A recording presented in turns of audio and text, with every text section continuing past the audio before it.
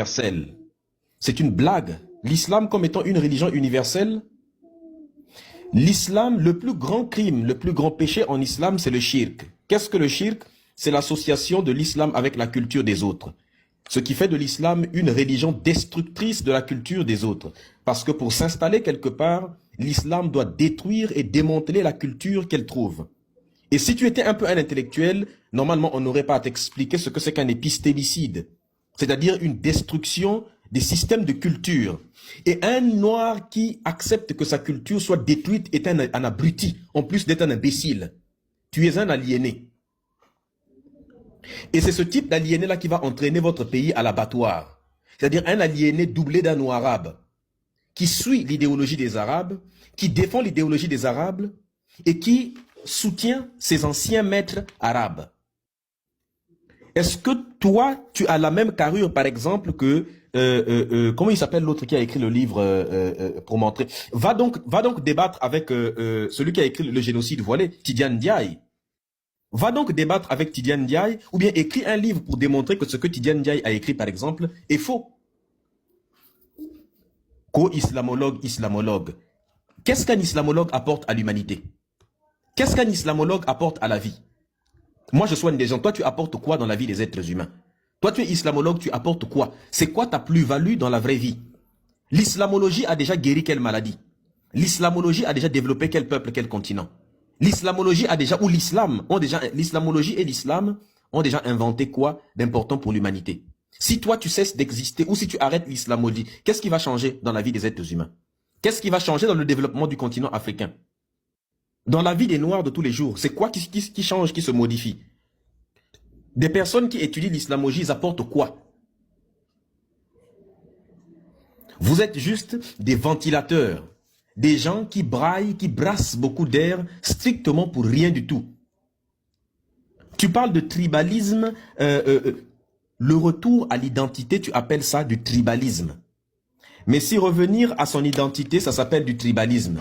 Dire dans ta propre religion, dans le Sahih Targhib numéro 37000 authentifié par le Shir Albani, dire que seuls les blancs entreront au ciel. Toi, avec ton faciès de noir, tu as une place dans le ciel, toi? Lorsque ton propre prophète dit que regarder une femme noire, les rêver d'une femme noire, c'est le symbole d'une épidémie. Lorsqu'il dit que l'être le plus détestable de l'humanité, c'est une femme, c'est un homme noir.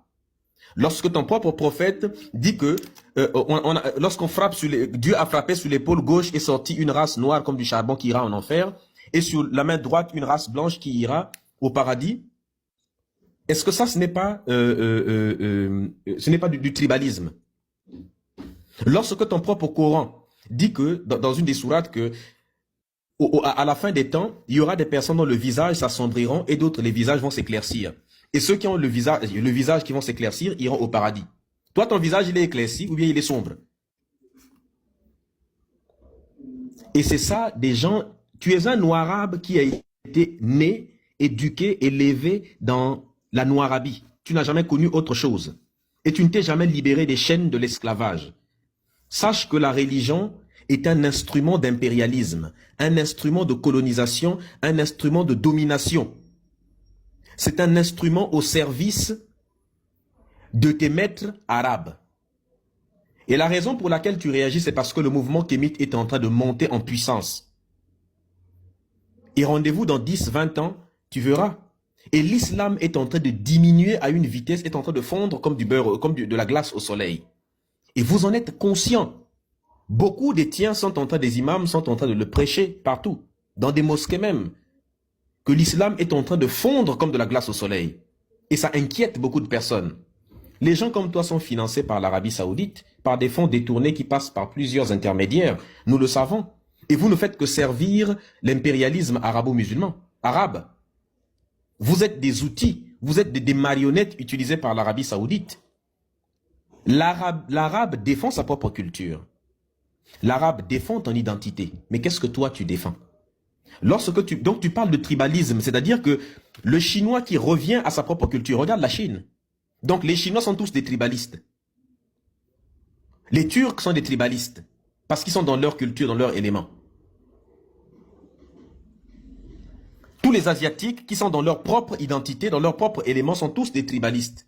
Les Indiens qui sont dans l'hindouisme et compagnie, ils sont des tribalistes donc, à en croire. Et bien si c'est ça le tribalisme, je suis donc fier de l'être. Parce que si le tribalisme permet à l'Afrique de devenir comme la Chine demain, et que ton islam depuis 1400 ans, regarde ce qu'il nous a strictement rien apporté, je préfère l'être. Si c'est ça que tu appelles tribalisme, pourquoi est-ce que tu ne traites jamais un arabe de tribaliste? Dans les pays arabes, il y a du racisme. Dans vos Palestines et compagnie, le Yémen. Et toi, on t'a jamais entendu parler du Yémen. Ça fait combien de temps que l'Arabie Saoudite bombarde le Yémen? On ne t'a pas entendu parler. Pourtant, l'Arabie Saoudite bombarde le Yémen depuis plus de 5 ans. On ne t'a pas entendu aller ouvrir ta bouche sur ce qui se passe là-bas. Par contre, sur la Palestine, tu n'arrêtes pas de brailler sur les chaînes de télévision. Mais on ne t'entend pas parler sur le Congo, sur le Soudan, sur d'autres, sur Haïti, sur le Mozambique, sur l'Éthiopie, par exemple.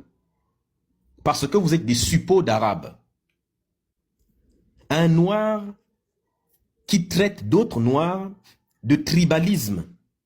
Et il dit toute l'humanité est une même famille. Ah bon, l'humanité est une même famille, Ousmane?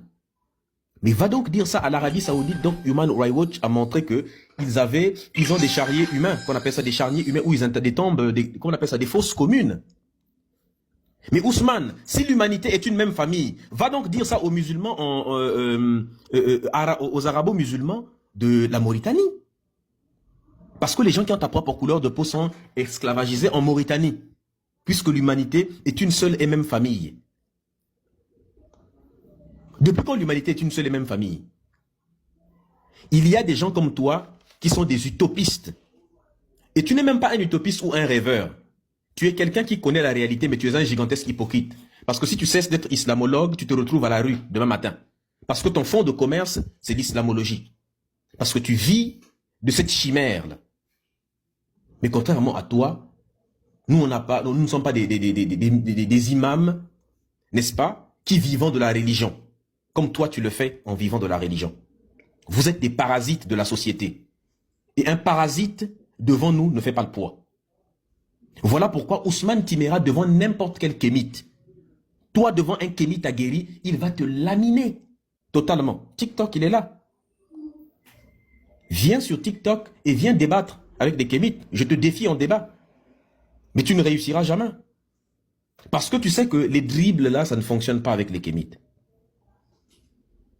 Lorsque tu parles de nationalisme européen, tu dis oui, le nationalisme européen, c'est la même chose qui est assimilé un peu pour le cas de l'Afrique. Mais les Européens ont toujours été nationalistes. Ils n'ont jamais cessé de l'être. Même leur fausse démocratie n'est qu'une façade. Leur fausse idéologie de droits de l'homme, en fait, c'est les droits de l'homme européen. Ça n'a jamais concerné l'homme entier. Et c'est justement parce ce sont des européocentristes. Mais c'est parce qu'ils sont centrés sur l'Europe qu'ils ont pu dominer toute la terre entière. C'est parce qu'ils sont centrés sur l'Europe qu'ils volent toute la terre entière pour les ramener en Europe. Qu'ils dépouillent le monde, qu'ils ne se soucient de la vie de personne sur terre, mais que de la vie de l'Européen. Pourquoi tu ne veux pas que l'Africain, lui, il soit afrocentré? Le Chinois, il est centré sur la Chine. Mais le noir ne doit pas être afrocentré. Regardez-moi des choses comme ça. Le noir ne doit pas être afrocentré. L'arabe, il est centré sur sa propre culture. Hein. Il est centré sur sa religion qui a été inventée chez lui par ses propres ancêtres. Il est centré sur son identité, sur son arabité, son identité arabe. Mais à cause des traîtres comme toi, à l'époque de la colonisation arabo-musulmane, c'est toi qui aurais capturé les autres. Et des boulets, des traîtres comme toi, on ne se développe pas avec. On a la désaliénation, toute l'humanité est une famille. Oui, la désaliénation parce que tu es un aliéné. La définition que Marx donne d'un aliéné, c'est l'état de quelqu'un qui vit sous la conscience culturelle de l'autre. L'islam est un élément, est la culture arabe. L'islam, c'est de la culture arabe. Et toi, tu vis sous la conscience culturelle de l'arabe. Donc, tu es un aliéné. Et à tous les jeunes, c'est comme ça. Hein? Faites attention parce que ce n'est pas parce que quelqu'un a des poils autour de la bouche, ce n'est pas parce que quelqu'un est âgé ou quoi que ce soit. Non, non, non, ce n'est pas ça qui fait que les gens soient conscients. Et ne vous laissez pas intimider par des titres ridicules islamologues. Un islamologue n'est pas un intellectuel. Un islamologue, c'est juste un aliéné par l'islam. C'est un imam qui fait semblant. C'est un imam simplement. C'est même ça que ça veut dire. C'est quoi? Attendez. C'est quelqu'un qui est aliéné à l'islam. Simplement. C'est juste un imam qui décide de parler d'islam matin, midi et soir, qui décide de faire de ça son front de commerce, enrobé sous des discours et transformer en fait le métier d'imam. Au lieu de prêcher devant des mosquées, il choisit maintenant d'aller prêcher devant des plateaux de télévision, de parler devant des gens, d'organiser des fake conférences. C'est ça. En gros, faire passer le métier d'imam comme étant un intellectuel et tu deviens islamologue. C'est ça. Il dit, oui, mais la vérité n'est pas liée à la couleur de peau. La vérité est liée si la vérité, qui t'a dit que la vérité est liée à la couleur de peau? C'est l'identité qui est liée à la couleur de peau. Et la couleur de peau est une réalité. Et toi, en Arabie Saoudite, tu subis le racisme. Et toi, dans n'importe quel pays arabe, ce n'est pas parce que tu es musulman. On te ramènera toujours à cette vérité qui est liée à ta couleur de peau. Oui. Le fait que tu sois noir, c'est une vérité qui est liée à ta couleur de peau. Et tu peux t'en départir autant que tu veux, va autant où que tu veux sur terre. On va toujours d'abord te considérer comme un noir, même avant de te considérer comme un musulman. Tes propres frères noirs ont essayé en Mauritanie. Les noirs sont vendus en Libye par d'autres musulmans. Si l'islam, tu dis que l'islam est une religion universelle, mais ça c'est quelle religion universelle dans laquelle d'autres musulmans esclavagisent d'autres musulmans, vendent d'autres musulmans? Ce sont les plus vendus au Maghreb, ce sont les musulmans. Les plus exploités, les noirs les plus exploités au Maghreb sont des musulmans. Les noirs les plus expulsés en Algérie sont des musulmans. Tous les noirs que l'on voit tabasser dans des vidéos là en Algérie, au Maroc, à Melilla, la plupart des gens que le Maroc avait pragmatisé là-bas, au niveau de la grille, c'était des musulmans. En Tunisie, la plupart des gens qui meurent en Tunisie, que l'on balance tous les jours dans le désert, la plupart des gens qui crèvent en Méditerranée. J'avais posté une vidéo où, vous pouvez aller la voir toujours, ça est là, c'est toujours sur mon compte, où l'armée tunisienne crée des vagues artificielles autour des bateaux en tournoyant plusieurs fois autour des pirogues pour faire noyer, pour faire chavirer la pirogue et puis se retourner et les laisser mourir. Ce sont des musulmans, les Tunisiens. Ce sont des musulmans. Parce que la vie d'un mécréant, dans ton propre Coran, la vie d'un mécréant n'a pas d'importance.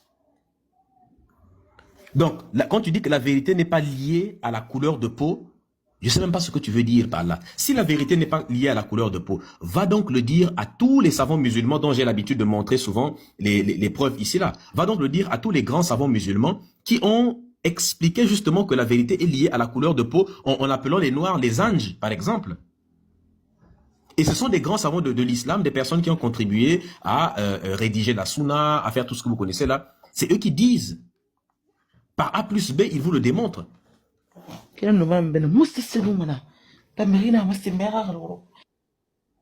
Ouais.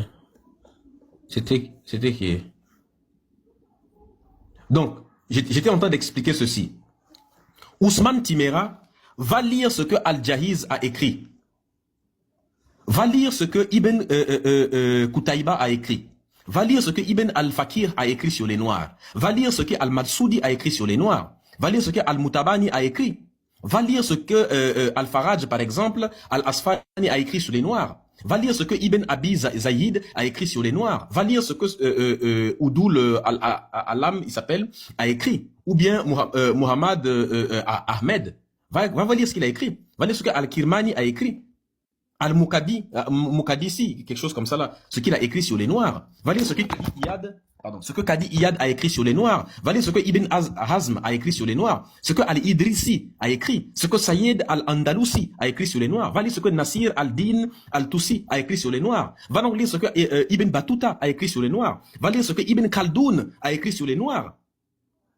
Va lire ce que, par exemple, Al-Abishihi, je sais pas, un truc comme ça là, a écrit sur les Noirs. En fait, il y a tellement et ce sont des grands islamologues de l'époque, comme toi. Si je lis ce qu'ils ont écrit sur les Noirs, ou si je te répète ce qu'ils ont écrit sur les Noirs, le live va sauter. Maintenant, reviens me dire si l'islam est une religion universelle. Reviens me dire si l'islam est une religion qui inclut les Noirs en ayant lu ce genre de passage-là.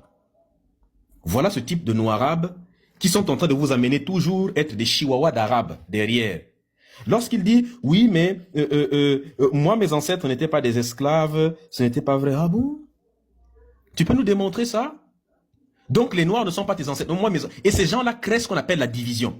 Pendant que des intellectuels tels que les Cheikh Anta Diop, tels que les Omotoun, les grands, c'est pas des islamologues, des petits couillons, hein, des grands intellectuels tels que le professeur Théophile Obenga. Des grands intellectuels comme ça, que tu n'arrives même pas à la cheville. Quand ces personnes-là écrivent pour t'expliquer que toute l'Afrique a une seule et même culture, a une seule et même identité spirituelle, culturelle, ainsi de suite. Toi, tu viens de dire, moi, mes ancêtres, à moi, du Mandé de tel pays. Eh bien, nous, on a dépassé cela. Nous, on a dépassé cela. Moi, je ne suis pas du Mandé. Et pourtant, je considère que les ancêtres du Mandé sont aussi mes ancêtres. Et je ne vais pas jeter l'opprobre sur ces ancêtres-là. Donc, il considère que ses ancêtres, à lui, c'est uniquement les ancêtres du Mandé, mais le reste de l'Afrique, ce ne sont pas ses ancêtres. Voilà des personnes qui créent du tribalisme en Afrique. Donc, je viens de démontrer que Ousmane Timéra est le véritable tribaliste dans l'histoire. Voilà comment, voilà les retombées. Tu accuses les kémites de tribalisme, mais en fait, c'est toi-même qui te retrouves dans le tribalisme. Et c'est des gens comme toi qui disent, ouais, la petite fille qui a fait l'image pour dire que oui, vous avez quoi contre les Westaf, c'est vous qui assimilez la critique de l'islam comme la critique des Ouest-Africains. On critique des musulmans, ça devient, vous critiquez les Ouest-Africains, comme s'il n'y avait que des Ouest-Africains qui étaient des musulmans. C'est ça. Vous oubliez que l'Est de l'Afrique, il y a plus de musulmans à l'Est de l'Afrique même qu'à l'Ouest. Toute l'Est de l'Afrique est bourrée de musulmans. Mais ça, vous n'en parlez pas. Eux, ils se plaignent pas. Mais il n'y a que vous qui vous plaignez, mes ancêtres du Mandé. Donc, les ancêtres du centre de l'Afrique ne sont pas les tiens. Donc, les ancêtres de l'Afrique de l'Est ne sont pas les tiens. Donc, les ancêtres de l'Afrique du Sud ne sont pas les tiens. Toi, tes ancêtres, même des ancêtres de l'autre côté. Mais c'est n'importe quoi, en fait. C'est n'importe quoi. Lorsqu'il dit, oui, mais ces personnes-là, j'ai entendu une vidéo sur le fait d'épouser une blanche, c'est problématique. Mais nous, on n'est pas dans des bêtises. Va demander, vous savez le nombre de personnes qui ont été traitées de racisme dans des mariages mixtes? Va entendre ce que les Maghrébins disent, des mariages mixtes. N'est-ce pas un jeune Africain avait été tué, Brandon, simplement parce qu'il sortait avec une Maghrébine? Il faut le dire. Il faut aller écouter. Nous sommes ici, là, sur les réseaux sociaux. Toi, pendant que tu es planqué derrière, dans ton islamologie, ainsi de suite, il faut venir dans la réalité. Parce que les gens comme toi sont tout le temps en train de se cacher derrière des mosquées où les gens vous font des sourires de façade. Viens ici, là, sur TikTok, viens écouter les Marocains parler des Noirs. Viens écouter les Algériens parler des Noirs. Viens écouter les gens des réseaux sociaux parler comment on appelle ça? Les gens d'extrême droite, viens les écouter, les Blancs parler des Noirs, ici, là. Viens écouter la réalité. Viens écouter les Arabes parler des Noirs. Et puis, continue à me dire si vous êtes toujours ensemble. Mais il faut arrêter ce genre de bêtises-là.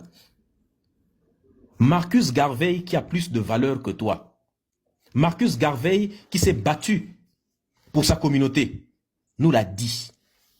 Un noir qui préfère aller dans les autres communautés plutôt que la sienne est un traître. Maintenant, écoute une autre citation de quelqu'un qui avait plus d'importance que toi, plus de valeur, Shaka Zulu. Shaka Zulu dit, un noir qui épouse, qui prie le Dieu de ses anciens colons, un noir qui vénère le Dieu de ses colonisateurs est un esclave. Un noir qui suit la religion des gens qui ont colonisé son peuple est un esclave. Ousmane Timéra est un esclave. Et ça, c'est très clair. Et le propre de ces esclaves-là, c'est qu'ils veulent vous mettre, vous aussi, les chaînes, parce qu'ils ne veulent pas être seuls dans l'esclavagisme. Ils ne veulent pas être seuls dans cette forme d'esclavage. Ils veulent vous mettre aussi à l'intérieur. Et vous devez refuser ces bêtises-là. Nous ne sommes pas dans ce mélange-là. Nous ne sommes pas contre le métis, mais nous sommes contre le métissage. Le noir a été trop gentil pendant longtemps. Le noir a été trop sympathique à vouloir se métisser avec la terre entière.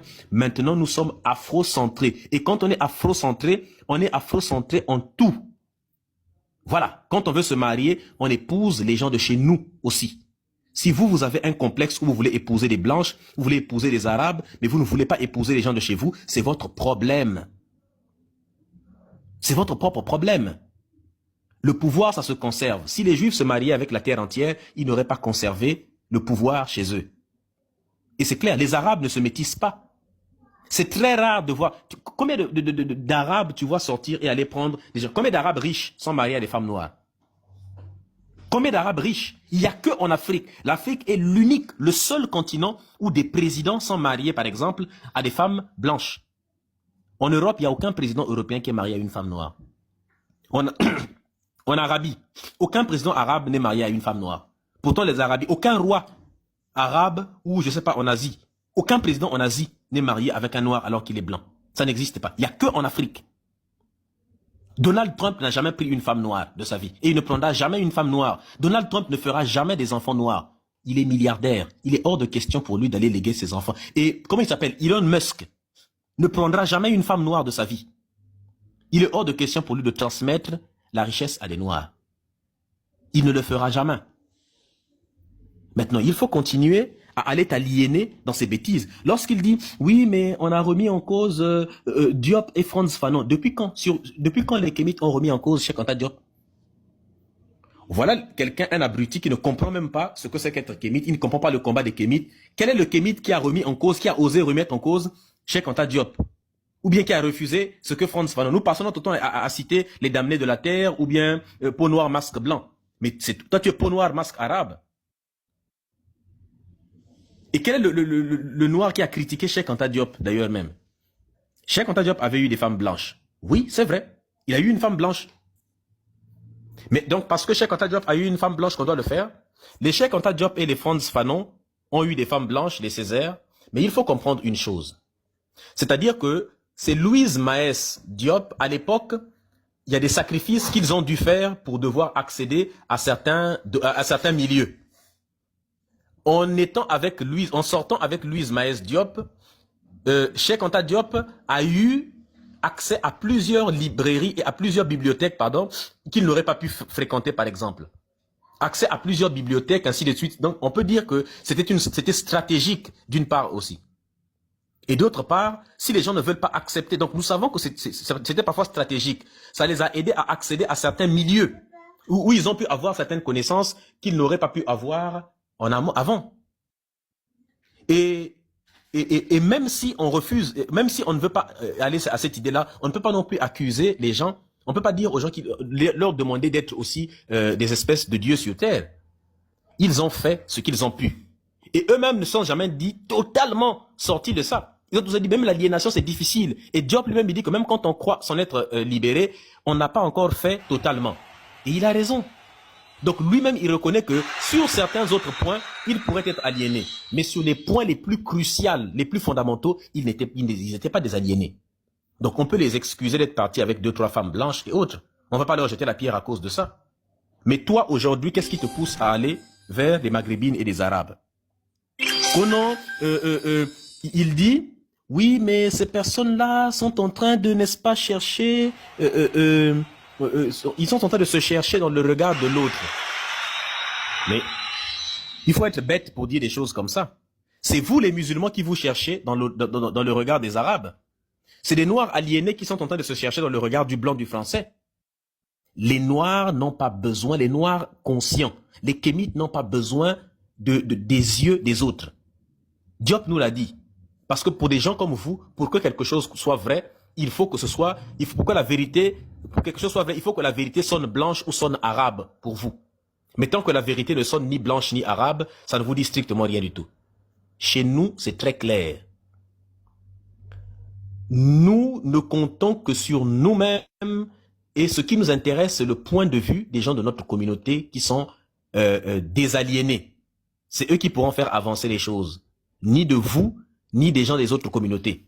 Parce que vous êtes des Arabes, le logiciel qui tourne chez vous, c'est arabe. Limite, vous détestez même la couleur de peau. Si on pouvait te demander si on pouvait te permettre de changer de couleur, tu deviendrais arabe immédiatement.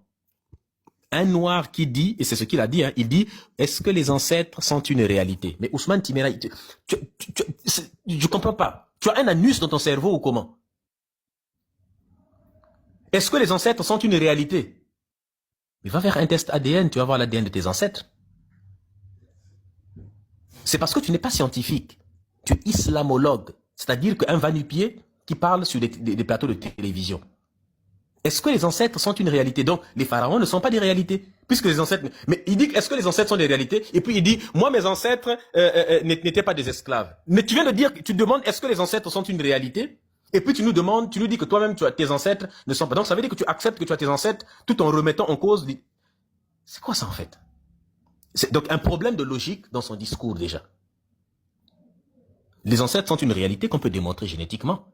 Maintenant, Ousmane Timéra, est-ce que Allah est une réalité? Hein?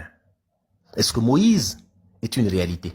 Est-ce que Salomon, Suleiman est une réalité? Est-ce que Adam et Hawa, quand on te dit que Adam mesure 30 mètres, c'est une réalité ça? C'est une réalité, Adam qui mesure 30 mètres?